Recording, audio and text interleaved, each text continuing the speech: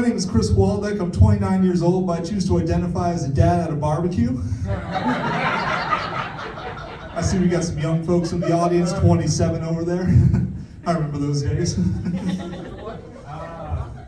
Yeah.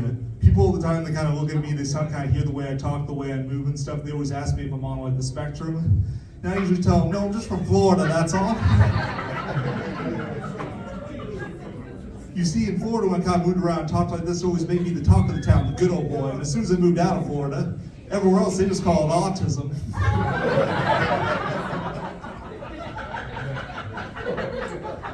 And don't get me wrong, I have no issue with being autistic. I'm just always worried that I'm going to make autistic kids look bad because they got a good reputation. They're good at stuff.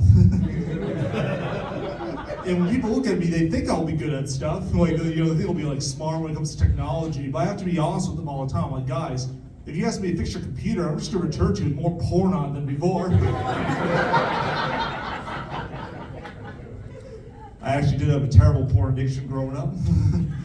I like how no one's surprised at all that. Hard times indeed.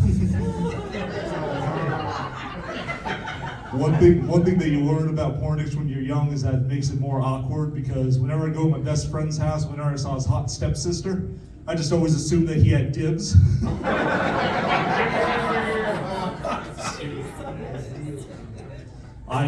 It's even more awkward when you're an adult because now you have data. I watched Pinocchio on Disney Plus one time, and next thing I know on my Pornhub, I got 6 straight pages of nothing but marionette puppet pornography. And I don't know if anyone's seen that, but as a millennial, I was like, how am I supposed to enjoy this? All my relationships are no strings attached. But yeah, you guys have probably noticed that my hand kind of stammers a lot when I'm on stage and stuff. It's like kind of one of my stims that I have. It's actually a positive and a negative because you see on the positive side, if ever one of my jokes doesn't land, I always got one hand clapping for me. But on the other hand, it makes it very hard for me to talk to women because, well, I'm just way too eager to finger bang them and shit out of a bitch. Surprisingly, it's good for hitting on girls at rock concerts because I can be like, hey girl, you like metal? Because I can show you a 5-finger death punch.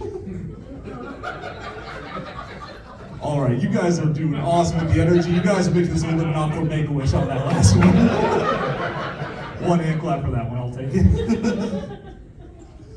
But yeah, people all the time, I'll address the elephant. The reminder you guys are probably thinking, you're just like listening to this set, you're like, this is the most awkward State Farm presentation I've ever been to.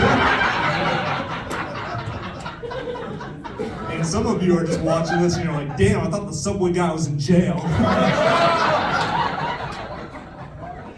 Well, I'm not the Subway guy. If there are any single ladies out here, well, I can't promise you a foot long, maybe at least a 6-inch.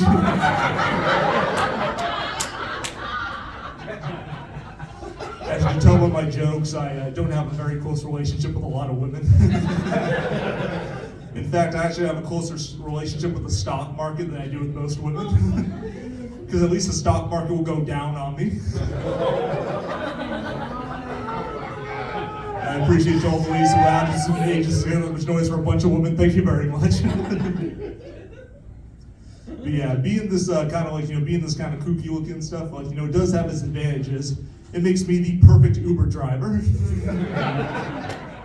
Because when you see a guy like me giving you a ride, you know you're going to your final destination. Oh man. So make some noise if you're a local here in Vegas right now.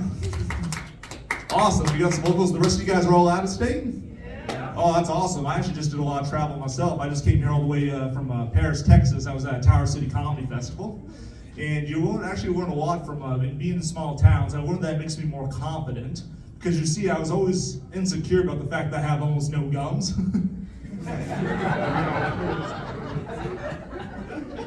But after visiting a small town doing some comedy, I'm just happy I still have some teeth.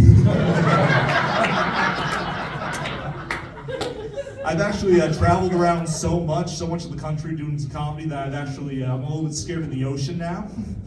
Because that's where Spirit Airlines usually lands.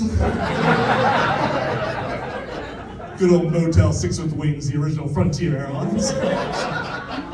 Did you guys know that about 80% of the world has actually never boarded a plane before? That's true, 80%. That's because they're still waiting to board Southwest. You